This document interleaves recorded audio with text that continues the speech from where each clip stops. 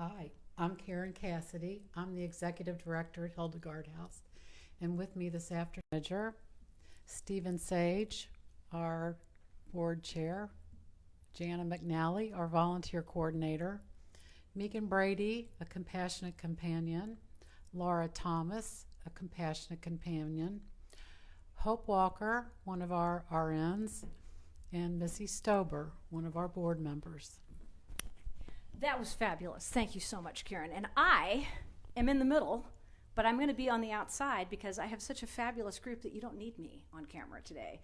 We're at Hildegard House, which is an absolutely amazing place that provides end-of-life care to those who have no loved ones and have no home or are in a situation where they can't be provided for. And this is a way to have end-of-life care with dignity and compassion and love and grace. And this is a group of people that does amazing stuff, and that's why we wanted to talk to them today. So I'm going to hop off camera. If you can't hear me at any point in time, don't worry. Listen to what they have to say, because that's the most important thing. Okay, everybody ready? All right, we're gonna see what we can do here. I'm going to just stay right here where you can kind of visualize me. Just pretend like I'm, a real person. And what I'd like to do is start out, Karen, with I hope I summarized that properly. That's beautiful. Okay, use the microphone. Go ahead and take. Jack's not going to be a good Vanna. He's not going to hand you the mic, so you're going to have to grab it from him. Tell me about the whole reason why Hildegard House was created, and I know that it's served a huge gap in the community. Well, if you really think about this, Tara, if you don't have a home, it's difficult to access hospice care. Yeah. And if you don't have someone to care for you around the clock, it's difficult at the end of life to get medications or be pain-free or have any symptom relief or have anyone just to care for you. And so Hildegard House provides a home and loved ones for people at the end of life so they can die with dignity. Absolutely amazing. And I want to just kind of give you guys a chance to tell us what you do, like as you did with me just a few minutes ago, because I thought it was so interesting how everybody's got a job and some of your jobs overlap, and we couldn't do it without each and every one of you. So we've got Jack, who is a family member, and you actually had your mom here at Hildegard House. That's right. Mom was here when she went into a coma, and the hospital could not or refused to do anything further with her because she wasn't producing any income for them. Oh. And I had no idea what to do. Hildegard found me, and as they say, the rest was history. She came down here. They took over every detail from transporting her from the hospital to the end of life, arranging transportation for everything to the cemetery. And when she was here, they would sing to her, play her music to her, do her nails. She was always smiling. You could get her to smile, but you couldn't get her to eat. But this was a godsend. And when Mom did pass, I came down and asked Karen, I said, could you give me the bill? And that's probably what shocked me more than anything. She said, there is no bill. Wow. And didn't matter, I wrote them a check anyway. But that's good, because this is basically, everything is based on donations. That's all it is. Yeah. It was very hard to believe. I've talked to numerous friends about the place, and one of the questions I ask is, well, how did they pay for this? I said, well, when you write me a check, that's how they do it. It's through your donations and things such as that. That's just amazing. It is. I'm glad we discovered each other. I am too, and it's interesting because Megan here said just a few minutes ago, I see your mother's eyes in you. So talk to me a little bit about that experience. He looks like his mom. He looked like B. She was in room 1. Right. And she was in room 1, and she was not awake, but she could hear us, and we spoke to her, and she was very beautiful, short hair, and she came with a few of her fingernails painted, and it just so happened that upstairs we had nail polish that matched. Oh. And I finished painting her nails, so that was really neat, because I could tell she was a lady who would like that, who would like to have her nails done. And we listened to like 1940s USO music because we have a lot of CDs because music is soothing, and I think it's important to be able to provide that for the residents. Sure.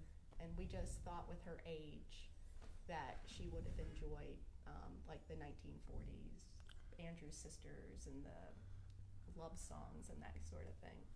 So And I love that. even being in a coma state, talking about the music, when I would go in and sit, she would hum. And she was humming some of the music you guys were playing for her. Wonderful. So even when somebody cannot communicate back with you all, always remember they can hear what you're saying. That I was amazed. That's I learned a lot fantastic. during the week Mom lasted down here. I bet. So you had your mom here for a week. Angela, right? Yes. Tell me what the typical time frame is for someone to come to Hildegard House and stay prior to their passing. In general, we would have a resident between 1 and 3 months, sometimes a little longer, but that's our mission, is to really give excellent care at that very last 3 months of life. And as far as typical, it could be anywhere from just a few days to that whole 3-month period of time. So Wow. And this is 24-hour a day, yes. 7-day-a-week care by skilled professionals such as yourself. Well, we don't have nurses on site at all times, but we have volunteers, and overnight we have a CNA that would stay. So no one is ever alone. There's always someone in the house, and if medical care is needed at a time when a nurse is not here, we are on call, and we can come down to Hildegard House and communicate with hospice for that resident. That's pretty amazing. And Hope, you are also one of the nurses. Do you guys work at full-time nursing jobs outside of the work that you do here as volunteers? No, I am actually a retired palliative care nurse. And Amazing. so Karen contacted me soon after my retirement. I didn't really have a plan to return to any type of nursing. But when I had an opportunity to visit here and to see what they were doing, I was just drawn in. Nursing has gone from being high touch to high tech. Yes. And to be in an environment where you can use those skills that we learned so many years ago of being present and being able to provide comfort and to be with them during those times that they are most need our care. That is so gratifying. Yeah, that's probably the most important thing, is knowing how much of an impact you're actually making in the world and in the lives of not only the people that you're caring for, but of the people who love them. And I think that's probably, as Jack was saying, one of the most difficult parts of this is having to let someone go. And having recently experienced my own mother's death, it's a very, very challenging time. And she was in excellent care as well. So board members, this is a really important thing. So I'm going to start with you, Missy, first, if you will. What drew you to be a part of Hildegard House? So I met Karen in the late 90s. She was an instructor when I was in my master's program, Master's of Nursing. She taught me a course about vulnerable populations. So that's been a passion of hers for quite a long time. And one day she gave me a call and said, "Hey, would you like to have lunch?" And so she gave me this address, and I walked into a construction site. Literally, we were in construction, and when she told me about the vision and the mission, I said, "How do I help? What do I do?" And I think she was going to ask me to help anyway, but I think I helped before that. So I was drawn to that. I'm a home health nurse by trade, so I see people in the home and people who are dealing with difficult situations. And it was something that I wanted to help with.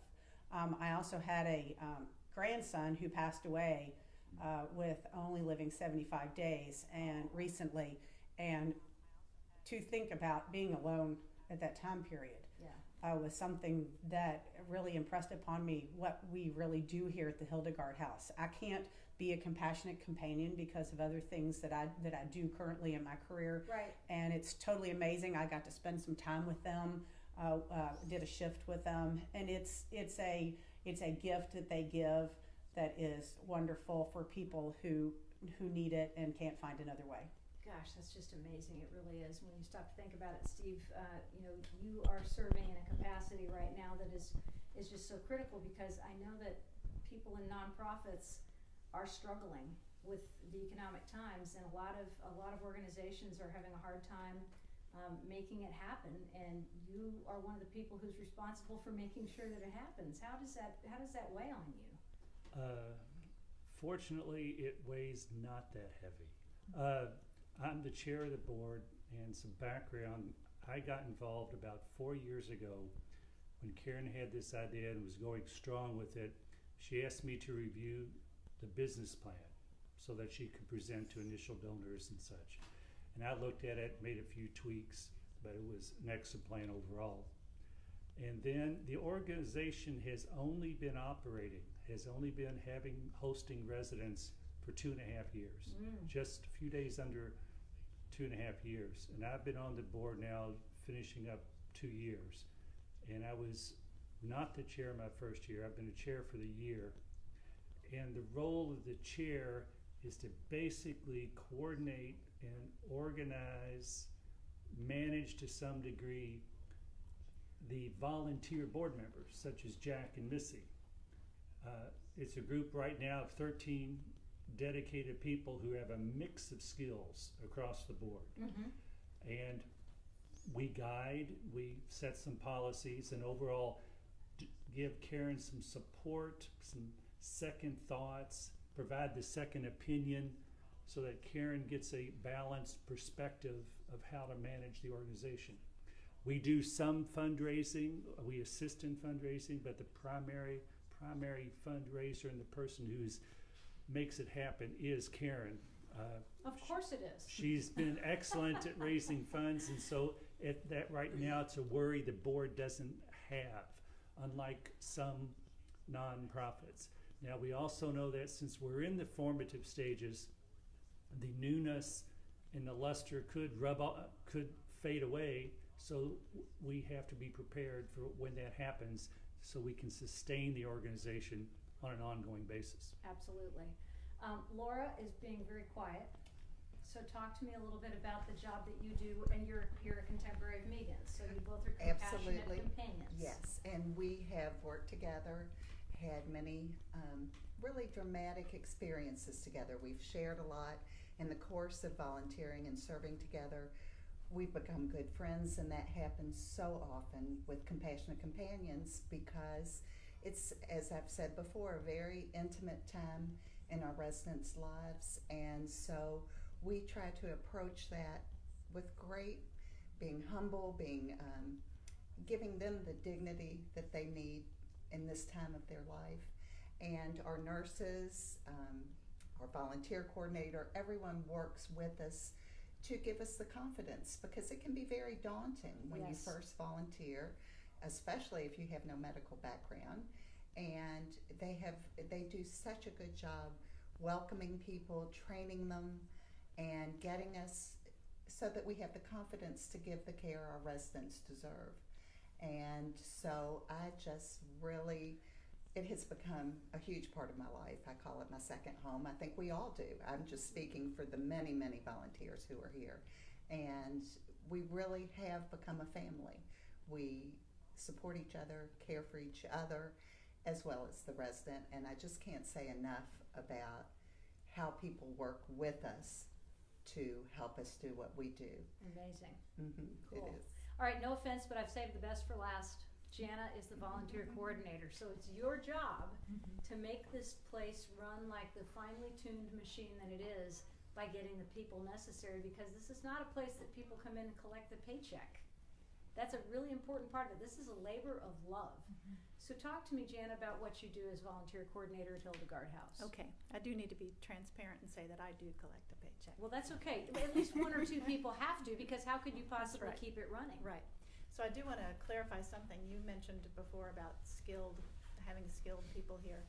Not that our nurses aren't skilled, but I just want to emphasize that our volunteers are just people. Sure. They're volunteers. They're family to the residents. So what we provide is the home. This building is the home, and these people are the family. So that's basically what we are. We have these extra people around who do things, you know, with our puppet strings, but for the most part, the volunteers are doing the work and caring for the people. So it takes 42 volunteers a week to Wow. run Hildegard House. And we have about 65 volunteers who are available. We ask our compassionate companions to make a commitment of being here 5 hours a week, which is a one shift, 1 5-hour shift. There are always 2 volunteers working together, and they're here from 7 in the morning until 10 o'clock at night, 7 days a week. Now, 5 overnight, hours in that time period. 7 to noon, noon to 5, 5 to 10. Okay. And like Angela mentioned, we have an overnight staff person who's here during the overnight hours. But during the week, 7 days a week, it's all volunteers. And yes, I'm responsible for the most part, people hear about us just like this. Sure. Through media, through friends, through other volunteers, and that's how we get our volunteers. They call in or they get online and go through our website, and we get their information. And then I call them and tell them what it takes to be a compassionate companion. We do attract some former and retired nurses, but for the most part, it's just people. A lot of times people on the phone will say to me, I don't know why it happened or how it happened, but I feel drawn to this place. A lot of people use those words. I'm just drawn, almost inexplicably they're drawn. So, and I think not everyone, but a lot of people have experienced a loss in their life. They've helped take care of their parent or their spouse or their child, and so they get drawn here for that reason. Because caring for somebody at the end of life it can be a skill, and you've had that experience, and once that loss has occurred, you want to contribute back to your community, and that's what a lot of people do here. I've been here almost a year now, and I am continually amazed by the generosity and the love that happens so quickly. And one of the things that volunteers have to do is sort of leave their egos behind, come in these doors and just meet our residents where they are. Like you might in your head before you come here think, well, I'm going to go in and I'm going to do this and I'm going to save the world. But what happens is you come in and you just get humbled, and you meet the people who are here and you fall in love with them for different reasons. Some of them are easy and loving, and some are difficult. But that's where the compassion comes in, because of sometimes the most difficult ones are the ones that cause you to need to find where your compassion lives. And so that's what we see happening. And it's just, it's an honor, really, to be here and to be with the residents and to be with the volunteers and the rest of these people. Karen, you know, I can't tell you the number of people that I talked to today when I said I'm going to Hildegard House who said to me, I went to high school with Karen. I know Karen from church. I worked with Karen at such and such a place doing such and such a thing. Karen, everybody knows you. Everybody loves you. So you get a big kudo today. Well, thank you so much. From the community. I'm glad it's good places they know me. I know Karen from the post office wall. Which, of course, as we all know, is an age thing, because most kids wouldn't know what that means. But anyway, we'll explain later. Yes. So let me say hi to some folks who are watching us today. I really appreciate all of you guys who are tuned in to see Take It From Tara today, because this is a really special time for me. Glenda Adkins, who works with the Forgotten Louisville and has just now taken over the job of coordinating the storage center down at St. John's, which is awesome. Glenda says beautiful words. And Alan Miller and Brad Leedy at Bridgehaven, where I work, and several other people are watching, and we're very, very glad. Amy Picklesheimer is watching us. Hi, Amy. Amber Clark from the main event, Ellen Burt, Sarah Bryan, Martha Bloom, Kim Kelly, Linda Herrick-Hillenbrand, about 20 other people who are all tuned in to watch. So we're glad that you guys are with us. Thank you. And all of these folks, have an interest in what you're talking about. And Amy says, hi there. Hi there. All the people who watch, and I always say, if I find something interesting, then I guarantee you that a number of other people will find it interesting as well. Because I have a broad breadth of interest. I love everything. I love to read, I love to observe, I love to go and see things and just sit and watch. So if I see something that catches my attention, I think, well, there are probably going to be a lot of other people who want to learn about it too. And right now, I mean, this seems to be a season of loss in many of our lives, and a couple of us, you're definitely a little bit younger, Angela, than the rest of us. little bit. A little tiny bit. 5 years. We'll just give it 5 years. Half a generation. But this is a time of loss. You know, it used to be we'd go to see our grandparents at the funeral home. And then it started to become, you know, more of our parents. And now it's our contemporaries. And we're seeing classmates. You go to the high school reunion and, you know, you've lost 50 or 60 people. And so, you know, death is a very precarious experience emotionally for a lot of people. And what you're dealing with at Hildegard House is probably the most uncertain time, and that's for people who just are by themselves, were it not for you. You know, a lot of times people will say, boy, it must be really sad to work at Hildegard House or go to work there every day, or that's got to be a hard job. And you know, it's not, because the life that someone had before they came to Hildegard House, that was the sad. That they were alone, or they were in pain, or not getting the medicine they needed, or food or care. But when they come here to be with them after they're here and have them say, well, one of them said, you know, I used to cry and cry every day wondering what was going to happen to me, but I don't cry anymore. Aww. So when you can provide that kind of care or comfort to someone and know it and feel it, it's not sad at all. And then knowing that when they do die, that they have somebody that cares about them and they're dying with dignity. Yeah. It's not a sad place to be. And you guys don't have to wait for a question. If you have a thought and you want to pop in on that, just feel free to do that. And Jack, I'm going to ask you this. You came to Hildegard House as a board member because of the experience with your mother.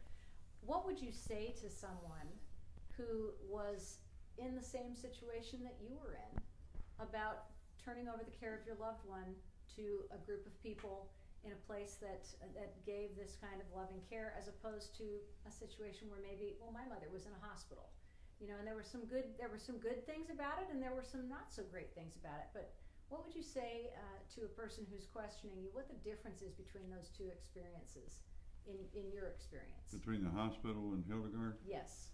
Well, Mom was in a dementia type care facility before this, and then someone flicked a switch and she was in a coma basically. And so we went to the hospital.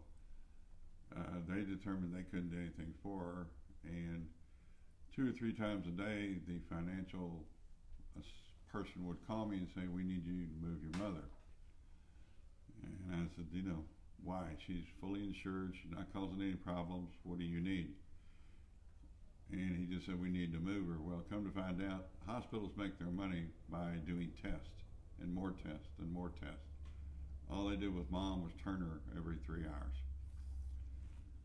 So I finally gave up. I was beside myself. I had nothing to do. I didn't know how to do it. Our house is a 2-story. Obviously, my wife and I weren't prepared or could not take care of Mom. I didn't even know how we'd get her to the 2nd floor if we could. And then the Hildegard House came into my life, and I came down and met with Karen. I'll be honest, I checked everything I could find on the internet about what is Hildegard, and all they said was good stuff. And after talking to Karen, and she explained to me what they would do and how they would take care of Mom, I said, when can we get her down here? She was here in 2 hours. Gosh, that's And amazing. when we came in here, you know, they took good care of her. They painted her nails. They sang to her. She would hum back. I don't know if they knew that, but she was humming the songs back to me. Yes. And she was getting what medication she could. It was like the weight of the world was lifted off my shoulders, because I didn't have to worry about Mom, because these fine people were taking care of her. So tell me about criteria. Karen, if you want to grab this one. Sure. And I'll tell you why I'm asking this question. First of all, let me just say hi to Brenda Jackson, Ashley Isaacs, Rita O'Hearn-Smith, Emily Clement, Alan Miller, Enlightening Show, very giving people. That's very nice. Amy Thanks. Picklesheimer says, well said. That was for you. Thank you, Amy. So I think that every group has a mission statement. Yep. Every organization has to have some sort of a narrow parameter of service, or because you can't be everything to everyone. So this is an example I'll use because you all know that I'm a dog person, but the Arrow Fund deals with dogs and cats and other animals sometimes that are severely abused, tortured, and neglected. And they have to keep in that framework. They can't take a dog that's gotten hit by a car necessarily. They can't take a dog that has, canine flu. They have to take dogs that are severely abused, tortured, and neglected. And that oftentimes means someone can't necessarily bring their animal to the Arrow Fund. Is there a sort of a set of criteria, circumstances under which someone is evaluated to be able to come to Hildegard House? Yes, I'm a palliative care nurse practitioner, and so for a number of years I did this sort of evaluation. The first criteria is that people have to be willing to accept hospice. So we are just a home and a family. Not just, but we are the home, and we provide loving care, compassionate care. We are not a medical facility. Right. So a person coming to live here has to accept hospice. And that's life, end of life palliative care Yes. that does not provide medical intervention to prolong life. Is that Right. a safe assumption? So just as hospice health provides care to anybody else in their home, that's what they do at Hildegard House. The nurse visits once a week. Medications are mailed here just like at home, and a hospice team visits. We do have some other criteria in that our residents that live here either don't have a home, so about half of the residents that have lived here have been homeless, or else they don't have caregivers that can provide them care 24/7. And also that they're at the last 3 months of their life. So like with Miss B, and there's some situations that are different too. She could not go back to assisted living from the hospital. Right. So, you're sort of stuck. Yeah. And knowing what her prognosis was, we knew that she wouldn't be with us very long. And she didn't have caregivers that could provide care for her 24/7. Yeah, and that's the hardest thing because everybody wants to take care of their family members, but there are Yes. circumstances, Jack just mentioned, a second floor. How do you take someone who's incapacitated up floor? I mean, I'm dealing with my own dog right now who's got back issues, and I have to take him up 12 stairs of concrete every, 4 or 5 times a day. And I'm not talking about a human now, but Mother was having trouble getting in and out of my house in the last weeks. And it's a terribly frustrating thing. The hospice model is built on family support.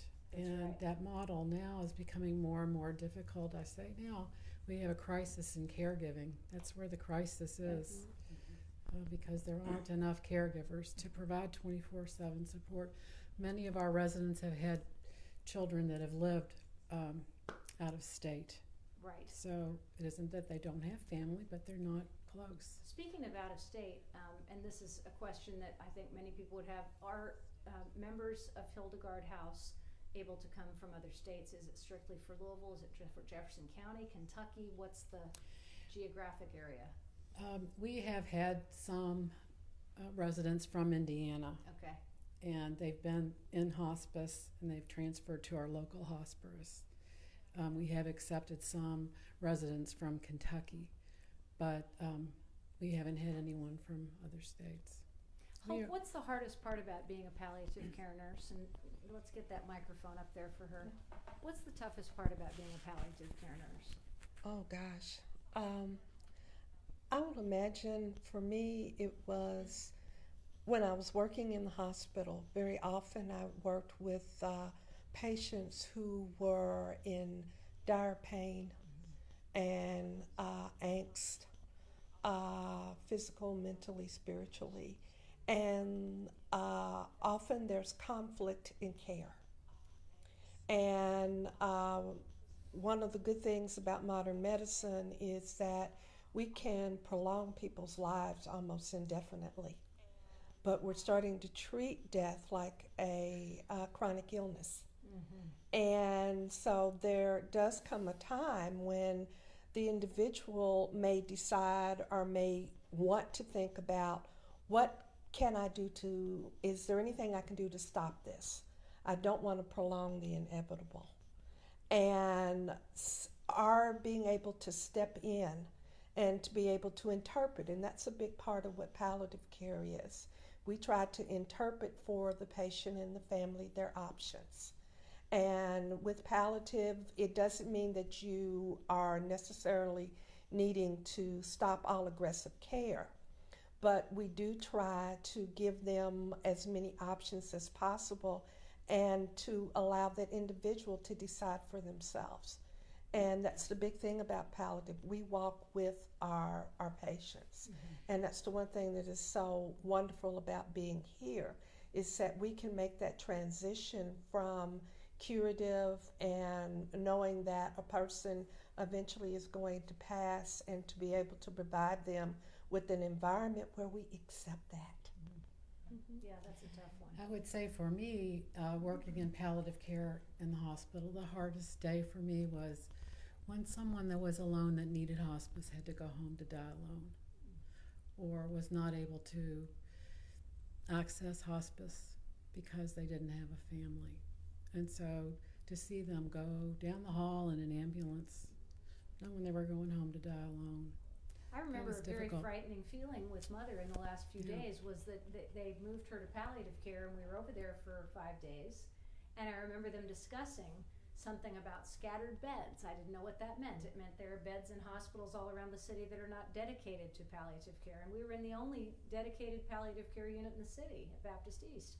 And we were very fortunate in that regard. But I remember that fear of not knowing whether we were going to get to stay with the nurses that we'd become familiar with, and the doctors who were serving us at that time, and and the chaplain, all of those things that are so familiar. And that's where I think, the beauty of Hildegard House is that consistency that you would have in that time of the 65 volunteers that Jana was talking about, people who come in and who and you're in the same place, and you don't have to worry about getting kicked out or moved to another facility of any kind. And that, I think that consistency is probably one of the most peace-giving feelings that Hildegard House has. Yes, and then you think about the homeless people in the hospital. Right. At the end of life, we put them in a wheelchair, take them to the front door, and call a taxi cab to send them back to the shelter. Or the overpass. Yeah. Well, Yeah. dying. They were dying. What a miserable. Yeah. Yeah. There are Yeah. people dying on the street, as we know, and we've lost several individuals who are living homelessly right now, and the homeless crisis is at a peak, as we all know, and I know that you guys have probably been having to address that in your plan at Hildegard House. And what I'm curious about is how many people can be here at any one specific time. We can care for 3 residents at a time. The average length of stay is about 4 weeks. So in a year, we usually care for about 52 people. So if you think about it being volunteer run, three people's pretty intensive. Yeah. Yeah. Good Lord. Yeah. Go ahead. I was going to say, when there are 3 residents here, people at different levels of need. Somebody might be ambulatory, somebody might be bedbound, somebody might need to have a brief changed. So you've got that going on, and preparing meals and doing laundry.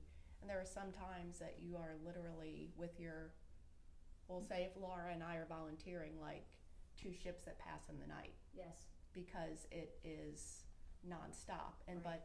but that's why we do it. I mean, it's pretty amazing to be able to be there for people at their most vulnerable. And I always admire they're very brave for giving themselves to us in that way. That is amazing. Yeah. The folks who are watching us today, I think all have a heart for what you're doing. Bev Wethington, thank you. Betty Harden, James Green.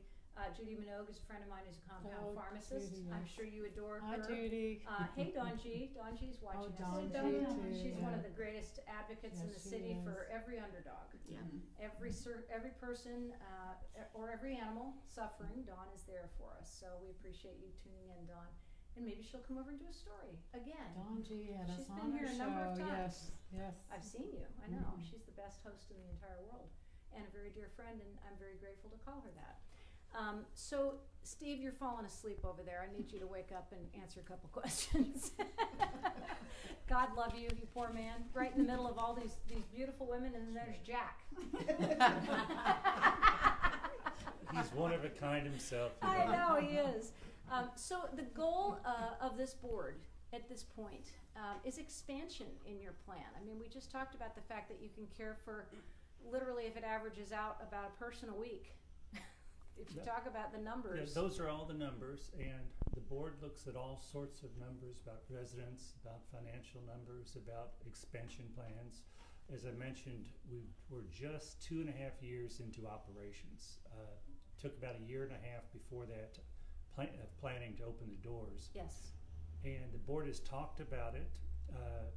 We evaluate the demand for our services, which has grown steadily Yes. as word about Hildegard House has gotten out to the community at large, beyond just hospice, beyond just the hospitals.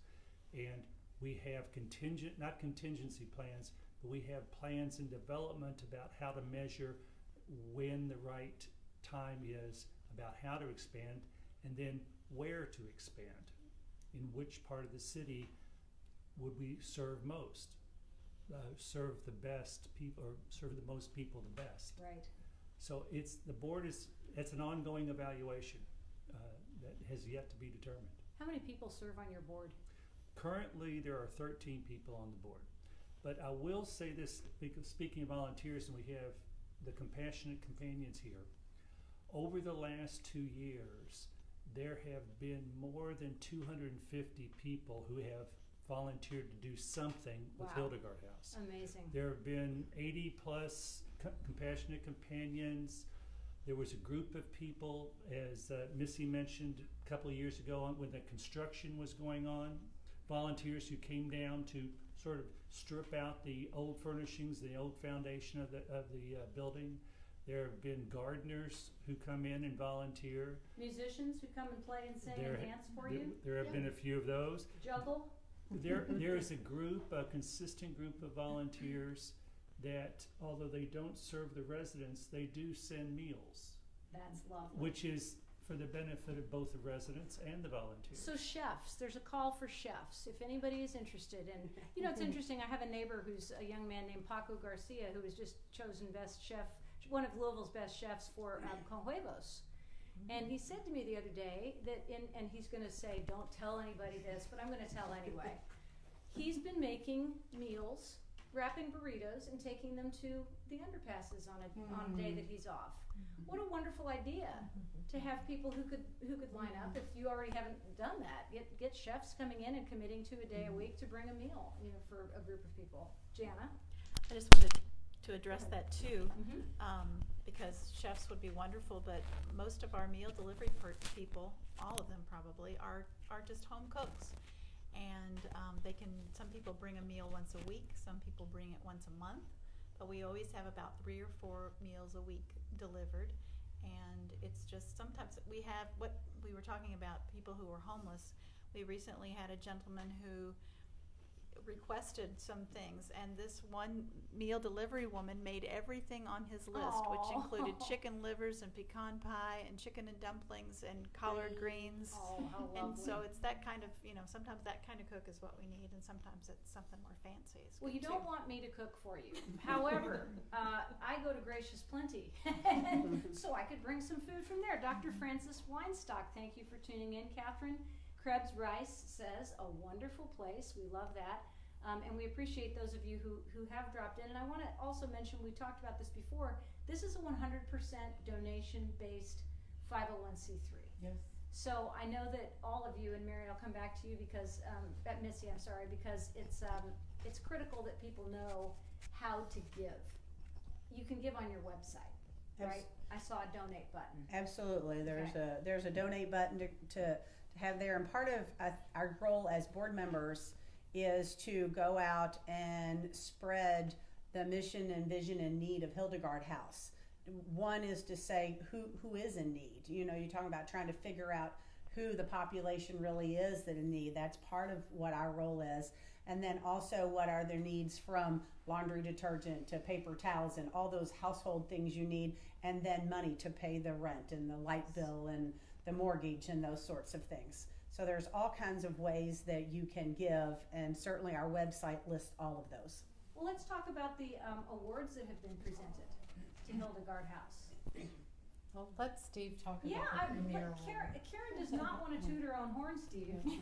Go ahead. I will And be- he's look, he's a two-handed mic. There you go.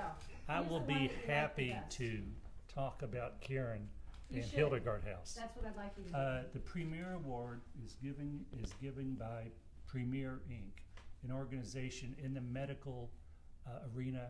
And Missy may be able to explain more about what they do, but I know they set standards for medical performance. They serve as a cooperative buying group, but they're well recognized within the medical profession. And they offer an award once a year to a deserving organization who, and I forget the criteria, but these are my words, who provides a service needed in the community, one that can hopefully be replicated in other places. And for this past year, they chose Hildegard House. I love it. And primarily, Hildegard House is the result of Karen's dedication. She started it. She is obviously the leading proponent of it. The board is here to support her. But I accompanied Karen and another board member to the award ceremony at Nashville. And we got in the night before the award ceremony, which was 9 o'clock in the next morning. And as we walked through just the lobby and the extended lobby to the rooms, she was stopped by 3 people who said, "Oh, I know you. I've seen your picture. You're getting the award tomorrow." That's awesome. But it was a very moving ceremony, and the actual ceremony, if I am correct, is on the website. Can be viewed from the website. There's a link to it. Wonderful. We can all share it. The video Yeah. is they came and they spent a day and a half filming a 3.5-minute video. So it's a very informative and well done video, and I would encourage everyone to go take a look at it. And the link is on our website. That's fantastic. Send that back up here to Karen so she's got the mic. In addition, I believe you were a Bell Award winner here locally. You know what? Once a Bell Award winner, always Always. a Bell Award winner. It's And like being in the Hall of Fame. That's That's the way exactly they right. introduce you. That's exactly right. I want to talk to the Compassionate Companions for just a moment. What would you tell people who are contemplating coming into this particular environment at Hildegard House? To step out of your comfort zone. When I initially contacted Karen, it was early on, and I said, I'm not, just as Jana mentioned, I'm not sure I can do this. I'm not sure I'm comfortable. And she stayed on me. She found me and got me here. We would love to have you. You would be amazed at what you learn. And so often when you're trying to give, you end up receiving so much Absolutely. more. Yeah. And what these residents have given to us is life-changing. And I don't say that lightly. I know that we've all had moments here where the lump in our throat is strong, or we're tearing up, or we're weeping together. It is a powerful, moving time to share with people. And until you experience that, you really don't have a grasp of how very special this is. I love to volunteer. But like I said, this has been just absolutely life-altering for me. It gives you an appreciation for your health, for what you can do for others. And I'm always the storyteller, but I have to tell Karen, and we're here when we had Christmas carolers. And it was one of the most special seeing our residents' faces in this room.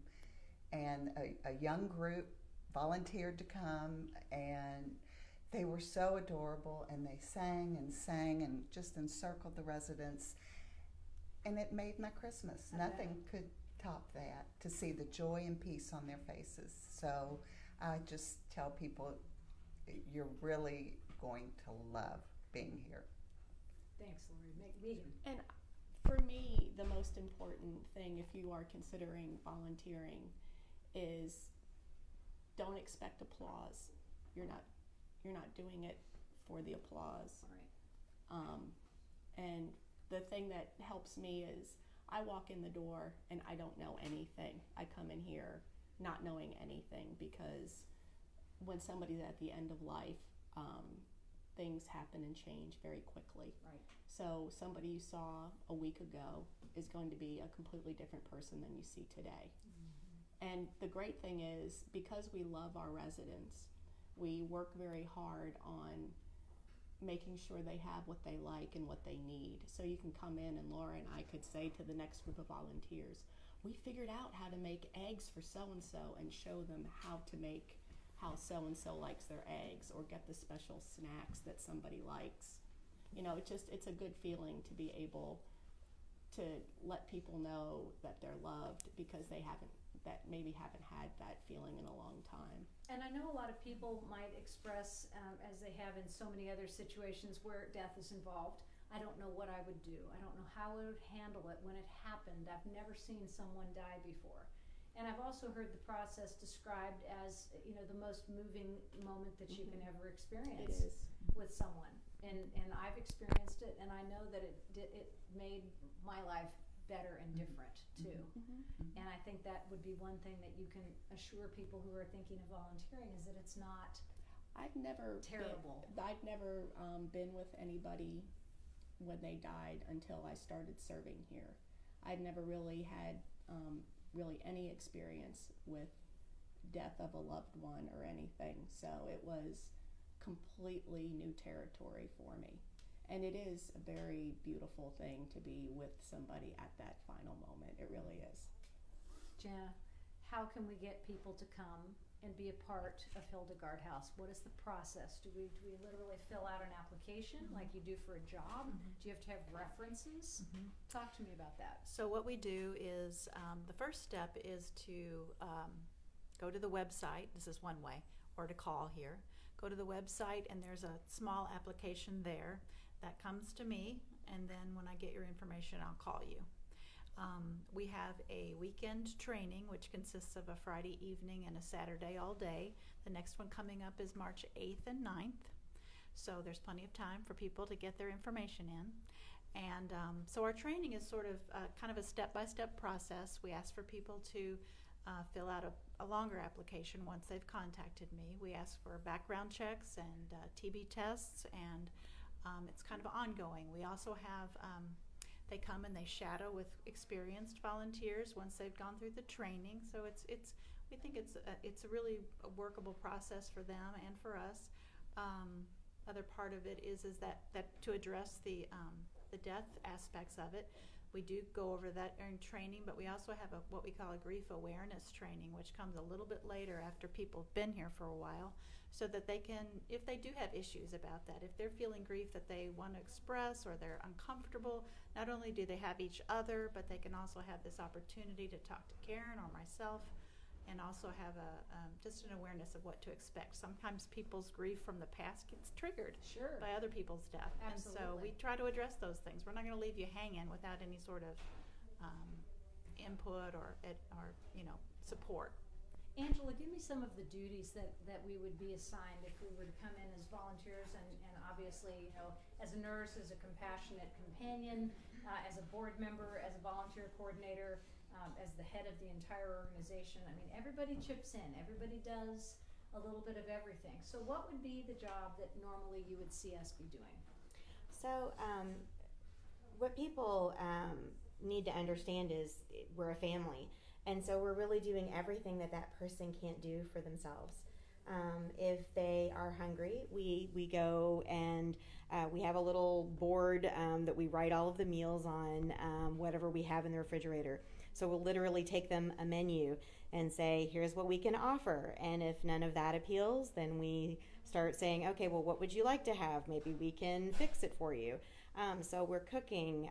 We are changing clothes and helping to bathe and changing, bed sheets. And so a lot of things that you would think about going on in a nursing home, but also, like we said, singing or just sitting and talking. It's so sad sometimes that when someone is at the end of life and they would like to share about what their life has been about and who they are as a person, and they don't have anyone to talk to. And so sometimes it's just sitting at the bed and holding a hand and saying, I'm here, you're not alone. One thing that as a nurse that people will often say to me, I'm worried about giving medications. But the nurses are here to help with all of that. There's lots of training, and that's the least of anyone's concerns by the time they're a compassionate companion. They're really more focused on just making that person as comfortable as possible. So it's not about the medical aspect. It's about really honoring that person. So anything we can do to honor that person, that's what we do. And that's what I think the whole goal is. And I want to differentiate something too. As many of you know, I work at Bridgehaven Mental Health Services, and we have a lot of members who live in various assorted buildings downtown. And one is called Hillenbrand House, which is sometimes confused with Hildegard House. It's not the same thing. But you talked about possibly serving different areas of the city, Steve. So if we were to see more Hildegard houses pop up, is that potential, or would you just go to a bigger place? She's and pushing make it, central? Steve. She's pushing it. I'm thinking of the Yeah. demand. Yeah. I'm thinking of the demand. Well, the way the board has looked at it would be to not leave here. That has not been in the discussion at all. It's a great location in Butchertown. But it really is. it would be what areas of the city would we set up a second home? Gotcha. And it would be a similar, although perhaps not this large of a house. It would be a house. It wouldn't be an office building or a ex-medical facility. It would be a home that could be held for the residents. So, just to say, it might not be very far from here, because our offices are upstairs, and we serve people from all over the city, all over the state. So, even if it was just down the street, that could be a possibility. So if you know has a home that they'd like to donate, that's right. It's in excellent A condition. 3-bedroom ranch would be perfect. There you go. Yeah, there's the key, the ranch. That would be a big help, dealing with that first floor. So each one of you, I want to just have Karen just look at each one of you as we go and give you a thank you on behalf of all of us who are watching, because, I know that she thanks you every single day, but from all of us, let's acknowledge them and give them a little thank you from our viewing Thank you, audience, too. Tara. Thank you, Mrs. Stober, for being a part of our board. Thank you. Thank you, Hope Walker, for being one of our nurses. Thank you, Laura Thomas, for being such a wonderful, compassionate companion. And Megan Brady for being a compassionate companion and our house mother. And thank you, Jana McNally, for that great job you do as volunteer coordinator. Thank you, Stephen Sage, for being our board chair. Thank you, Angela Brown, for being our nurse manager. And Jack Head for being our newest board member. Thank you, Tara, for having us today. And thank you, Karen, so much for all that you guys do at Hildegard House.